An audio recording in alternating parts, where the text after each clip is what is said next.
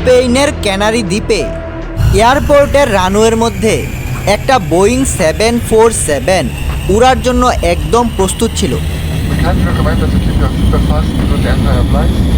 ঘন কালো কুয়াশার মধ্যে পাইলট বিমানটিকে টেক অফের জন্য সম্পূর্ণ গতি বাড়িয়ে দিলেন। কিছুক্ষণের মধ্যেই বিমানটি এমন গতিতে চলতে থাকে যেখান থেকে দাঁড়ানো বা বিপরীত দিকে যাওয়া একদম অসম্ভব ছিল। ঠিক তখনই সামনে ঘন কুয়াশার মধ্যে একটা ছায়া দেখা দিল। এই ছায়াটা ছিল অন্য একটা বিমানের, যেটা একই রানওয়ের মধ্যে মাত্র কয়েক মিটার দূরে বিপরীত দিক থেকে সোজাসুজি আসতেছিল। দুই বিমানের পাইলট কিছু বুঝে ওঠার আগেই ঘটে যায় এক সংঘর্ষ।